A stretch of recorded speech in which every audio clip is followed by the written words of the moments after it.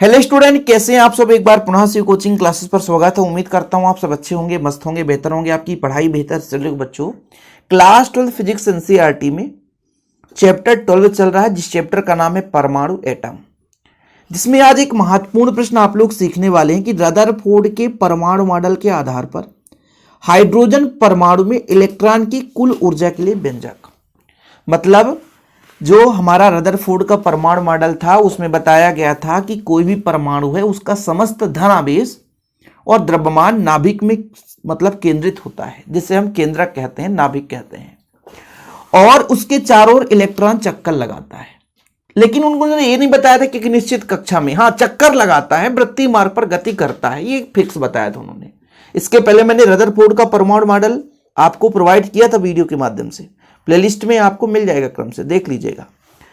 अब उन्होंने यह बता दिया था भाई साहब कि जो समस्त धनावेश और द्रव्यमान है एक नाभिक में केंद्रित रहता है, इलेक्ट्रॉन उसके चारों ओर चक्कर लगाते हैं। अब उन्हीं के आधार पर भाई इलेक्ट्रॉन चक्कर लगाते हैं तो इलेक्ट्रॉन पर भी एक ऊर्जा होगी कि नहीं होगी? इलेक्ट्रॉन पर एक ऊर्जा होगी, और जब कोई भी इलेक्ट्रॉन वृत्तीय मार्ग पर गति करता है तो अंदर की ओर एक बल कार्य करता है, जिसे अभिकेंद्री बल कहते हैं। पहले आप लोग थोड़े मुद्दे की बात समझिएगा। 11th क्लास में फिजिक्स में अभिकेंद्री बल बहुत अच्छे तरीके से आपने पढ़ा होगा कि मान लीजिए हम ही वृत्तीय मार्ग पर गति करते हैं तो अंदर की ओर एक बल कार्य करता है, जिसे अभिकेंद्री बल कहते हैं। मान लीजिए एक रस्सी ले लो और उसमें पत्थर बांधकर आप घुमाओ तो वो पत्थर कहीं दूर नहीं जाएगा, अंदर की ओर एक बल महसूस करता है, अभिकेंद्री बल। जैसे छोड़ोगे तो वो दूर चला जाता है। अभिकेंद्री बल के उदाहरण है, ठीक है, कई सारे एग्जांपल्स हैं अभिकेंद्री बल के। ऐसे ही हम बात कर रहे हैं कि नाभिक के चारों ओर इलेक्ट्रॉन चक्कर लगाता है, ये बताया गया रदरफोर्ड साहब के द्वारा। अब वो जो इलेक्ट्रॉन, हाइड्रोजन परमाणु के पास एक ही इलेक्ट्रॉन होता है, और जब वो मान लीजिए, मैं मान के चलता हूं कि इलेक्ट्रॉन का द्रव्यमान m द्रव्यमान है, कितना है? m द्रव्यमान है, और जब इलेक्ट्रॉन चक्कर लगाएगा तो r त्रिज्या पर वो चक्कर लगा रहा, मतलब सेंट्रल से दूरी त्रिज्या r है, ठीक है। और मैं आपसे कह दूं चाल, तो v चाल है। सिंपल भाषा में मैं आपको समझाऊंगा, बहुत ही सिंपल है, बहुत ही सिंपल। तब आप बताओगे अभिकेंद्री बल, मतलब वृत्तीय गति करने के लिए जो अभिकेंद्री बल मिलता है वो आपका अभिकेंद्र बल होता है mv स्क्वायर। अभिकेंद्र बल होता है बच्चों mv स्क्वायर बटा r। ये आपका हो गया। कोई भी इलेक्ट्रॉन यदि वृत्तीय मार्ग पर गति करेगा जिसका द्रव्यमान m है, चाल v है, त्रिज्या r है, तब उस पर जो अभिकेंद्र बल लगने वाला है वो आपका है mv स्क्वायर बटा r, ठीक है। mv स्क्वायर बटा r वो उसका अभिकेंद्र बल है बच्चों। नोट डाउन कर लिया आपने पहला स्टेप। अब कूलाम का नियम आपने पढ़ा है। कूलाम का नियम ये होता है कि दो आवेशों के बीच लगने वाला बल होता है। एक आवेश हमारा q1 है, दूसरा आवेश हमारा q2 है, बीच की दूरी यदि r है तो बच्चों यहां पे जो बल लग रहा है 1/4πε0 q1 q2 बटा r स्क्वायर, ठीक है। यहां तक क्लियर? अब मैं आपसे कहता हूं कि ये नाभिक है, एक आवेश यहां पर है, ठीक है, और एक आवेश इसके r त्रिज्या पर, मान लीजिए यहां पर इलेक्ट्रॉन चक्कर लगाता है। तब इन दोनों के बीच जो बल लगेगा उस बल को हम बोलेंगे कौन सा बल? स्थिर वैद्युत आकर्षण बल। यानी कूलाम के नियम से नाभिक के धनावेश, जिसको हम यहाँ पे E से ही रिप्रेजेंट करेंगे, नाभिक के धनावेश और इलेक्ट्रॉन के बीच लगने वाला स्थिर वैद्युत आकर्षण बल, स्थिर वैद्युत आकर्षण बल। तो यहां पे मैं आपसे कह दूं कि स्थिर वैद्युत आकर्षण बल कितना होगा? स्थिर वैद्युत आकर्षण बल आप सिंपल तरीके से कह सकते हो, ये जो बल होगा 1/4πε0।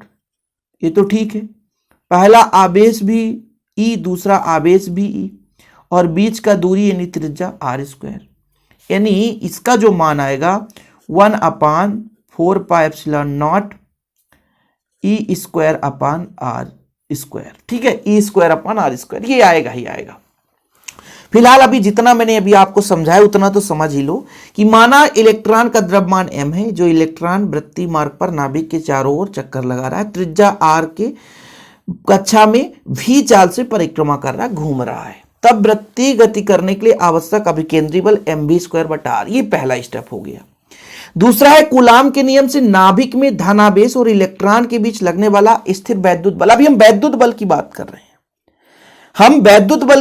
रहे हैं, तो वैद्युत बल हो जाएगा 1/4πε0 Q1 Q2। हम दोनों को E मानकर चलते हैं, E और E²/r हो जाएगा, तो 1/4πε0 E²/r²। अभी फिलहाल यहां तक तो क्लियर है। अब इसको इसलिए बताया गया कि यहां पे जो इलेक्ट्रॉन है उस पर एक स्थिर वैद्युत बल लग रहा है और उसी बल के कारण वृत्तीय मार्ग पर गति कर रहा है। कहने का मतलब यह हुआ कि जो स्थिर वैद्युत बल है यही इलेक्ट्रॉन को अभिकेंद्र बल प्रदान करता है। भाई अभिकेंद्र बल के बिना इलेक्ट्रॉन वृत्तीय मार्ग पर गति नहीं करेगा। इसका मतलब यह हुआ कि दो आवेशों के बीच बल लग रहा है और यही बल जो है वो इलेक्ट्रॉन को अभिकेंद्र बल प्रदान कर रहा है। मतलब जो यहां पे इलेक्ट्रॉन चक्कर लगा रहा है तो ये जो हमारा बल वैद्युत आकर्षण बल है वो अभिकेंद्र बल प्रदान करता है। इसका तात्पर्य यह हुआ कि भाई अभिकेंद्र बल जो है स्थिर वैद्युत बल के बराबर होगा। मतलब mv² बटा जो r का मान है वो हो जाएगा 1/4πε0 E²/r² के बराबर। ठीक बच्चों, अब यहां पे एक r से r तो वैसे ही कट जाता है, खत्म कहानी। एक r से r तो कट जाता है, इसमें कोई दिक्कत ही नहीं। अभी इस r को इधर ले आओ, तो यहां पर बचेगा 1/4πε0 इंटू E²/mv²। ठीक है, एक फंडा तो ये हो गया और एक mv² बराबर ये भी आएगा बच्चों आपका 1/4πε0 E²/r। पहले ये बचता फिर हमारा E बचता। यहां तक क्लियर है, कोई दिक्कत तो नहीं है। आगे लिखना है आपको जो अभिकेंद्र बल है वो स्थिर वैद्युत आकर्षण बल के बराबर हो। उसका रीजन भी मैंने बता दिया। क्यों? क्योंकि यही जो स्थिर वैद्युत आकर्षण बल है अभिकेंद्र बल प्रदान करता है। तो अभिकेंद्र बल बराबर ये आपका स्थिर वैद्युत आकर्षण बल हो गया। r से r कट जाएगा बच्चों, तो mv² बराबर बचेगा 1/4πε0 E²/r। या इससे r का मान भी निकाल सकते हैं, कभी कभी आ जाता है कि इलेक्ट्रॉन की कक्षा की त्रिज्या और चाल में संबंध बताओ, तो यही है बच्चों इलेक्ट्रॉन की कक्षा की त्रिज्या r, ये आपका r है और चाल में संबंध है। मैं इसीलिए बीच में बताते चलता हूं कि हो सकता है यदि एग्जाम में ऐसा पूछ दे कि भाई साहब हाइड्रोजन परमाणु के इलेक्ट्रॉन के लिए इलेक्ट्रॉन की त्रिज्या और उसके चाल में संबंध, तो फिर आप लोग इसी को दर्शा देना। ठीक है, यही संबंध है। ठीक, अब इस इलेक्ट्रॉन पर हम दोनों प्रकार की ऊर्जा का गणना करेंगे। एक तो आपका हो जाएगा स्थितिज ऊर्जा और एक तो गतिज ऊर्जा। यदि मैं आपसे कह दूं कि इलेक्ट्रॉन की गतिज ऊर्जा कितनी होगी, इलेक्ट्रॉन की गतिज ऊर्जा जिसे हम बोलते हैं बच्चों भाई कुल ऊर्जा निकालनी है, तो गतिज ऊर्जा का फार्मूला होता है काइनेटिक एनर्जी का 1/2 mv², यही होता है। तो 1/2 रहने दो और mv² का मान यहां पे दिख रहा है आपको 1/4πε0 E²/r। इसका मतलब ये हो गया 4 दूना 8, 4 दूना 8 यही तो होगा, 4 दूना 8, तो E²/4 दूना 8 और यहां पर हो जाएगा 4 दूना 8 तो फिर पाई बचेगा ε0r। ये आपका काइनेटिक एनर्जी आ गया, गतिज ऊर्जा आ गया। बहुत सिंपल है, बहुत सिंपल, ये थ्योरम ही बहुत सिंपल है। तो इलेक्ट्रॉन की गतिज ऊर्जा यूं ही आप निकाल सकते हैं, k बराबर 1/2 mv² और mv² का मान रख दो 1/4πε0 E²/r। 4 दूना 8 कर दो, बाकी वही चीज है क्या इसमें? कुछ भी नहीं है। यहां तक क्लियर है? यहां तक क्लियर बच्चों? अब हम निकालेंगे इसकी स्थितिज ऊर्जा। स्थितिज ऊर्जा का फार्मूला होता है, आप लोगों ने स्थितिज ऊर्जा का फार्मूला नहीं पढ़े तो पढ़ लो। स्थितिज ऊर्जा का फार्मूला ये होता है, U बराबर होता है 1/4πε0 Q1 Q2/r। ये स्थितिज ऊर्जा का फार्मूला है, इसको नोट कर लो आप। स्थितिज ऊर्जा का फार्मूला नोट कर लो, आवेश इसमें लेके चलना। स्थितिज ऊर्जा में आवेश लिया जाता है, कूलाम के नियम में आवेश नहीं लिया जाता, लेकिन स्थितिज ऊर्जा में आवेश लिया जाता है। यही तो सबसे बड़ा फैक्ट है भाई, यही तो फैक्ट है जो लोग समझते नहीं है। ठीक है, बोलो भैया हम तो समझ रहे हैं सर। समझ रहे हो तो बहुत बढ़िया है। तो चलो ऊर्जा कितनी हो जाएगी, 4 पाई एप्सिलॉन नॉट, ठीक है। एक का ई और एक का माइनस ई, क्योंकि एक इलेक्ट्रॉन ऋणात्मक होगा और आपका प्रोटॉन धनात्मक होगा, बीच की दूरी आर। अरे भैया यू बराबर आप लोग लिख लेना 1/4 पाई एप्सिलॉन नॉट Q1 Q2 बटा आर। ये मैंने आपको कराया है स्थितिज ऊर्जा के बारे में, ये आपको फार्मूला भी प्रूव कराया है। जो बच्चा क्रम से पढ़ रहा है उसको सब मालूम है। अब यहां पे मैं कह दूं कि u बराबर कितना हो जाएगा, तो 1/4 पाई एप्सिलॉन नॉट, बाकी माइनस का ई स्क्वायर अपान आर, कुल मिलाकर के माइनस का e square upon 4 pi epsilon naught r. तो ये आपका u हो गया और k का मान निकल कर आया था e square upon 8 pi epsilon naught r.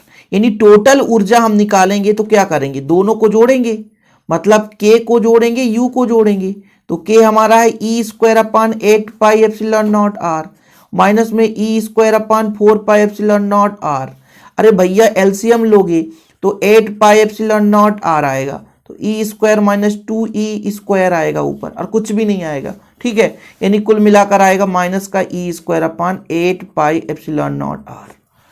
अरे भाई एलसीएम लोगे तो ये आएगा, इससे भाग दोगे तो कुछ नहीं बचेगा, एक का गुणा यही आएगा, इससे भाग दोगे 2 बचेगा, 2 का गुणा ये आ जाएगा, 2 में 1 घटेगा तो माइनस में आ जाएगा। ऋणात्मक चिन्ह इस बात का प्रतीक है, इस बात का द्योतक है कि इलेक्ट्रॉन नाभिक से बद्ध जुड़ा हुआ है। जैसे हम आपको यदि पैसे दे दें तो आप ऋणी हो जाओगे और हमसे दूर भागोगे नहीं, क्योंकि ऋणात्मक हो भैया, तो आप तब तक नौकरी करोगे हमारे यहाँ जब तक पैसा चुक नहीं जाएगा। ऋणात्मक चीज यही बताता था। चलो आगे बात कर लेते हैं, यहां तक क्लियर है बच्चों। हम पूरा सिस्टमेटिक आपको दिखाते हैं। नाभिक से r दूरी पर स्थित इलेक्ट्रॉन की स्थितिज ऊर्जा, ये फार्मूला इस फॉर्मेट में रख दिए, माइनस के कारण माइनस लग गया। टोटल एनर्जी कैसे निकालते हैं, कुल ऊर्जा, कैनेटिक और जो आपका स्टैटिक एनर्जी है ना, स्थितिज ऊर्जा, दोनों, ये स्थितिज और ये आपका गतिज, दोनों को जोड़ देंगे। जब दोनों को जोड़ेंगे तो कैलकुलेशन करना हमने आपको समझाया। ये प्लस का प्लस है, माइनस किस लिए है मैं बता दिया पहले से। अब इसका एलसीएम लोगे बच्चों, बाकी वही चीज आएगा। इलेक्ट्रॉन की कुल ऊर्जा ऋणात्मक है, जो इस बात का द्योतक है कि इलेक्ट्रॉन नाभिक से बंधा रहता है, इलेक्ट्रॉन नाभिक से बंधा रहता है। मैंने पहले ही बताया था कि 10 मिनट में कंप्लीट, और ये नोट्स आपको बढ़िया प्रॉपर रूप से हैंड रिटन प्रोवाइड किया जाता है। अभी तक नहीं लिए तो ले लो बच्चों। कॉन्टैक्ट नंबर है 9685299149। नहीं समझ में आया 96 85 29 91 49, ये व्हाट्सअप नंबर है, इस पर आप कांटेक्ट करके नोट्स ले सकते हैं। बाकी जो बच्चा पहली बार है चैनल को सब्सक्राइब जरूर कर लें। डिस्क्रिप्शन पे हमारे ऐप का लिंक मिल जाएगा, सोशल मीडिया का जो भी प्लेटफॉर्म है, टेलीग्राम है, इंस्टाग्राम है, फेसबुक है, सारा चीज़ आपको डिस्क्रिप्शन पर मिल जाता है। फिलहाल आज के लिए इतना ही। जय हिंद, वंदे मातरम।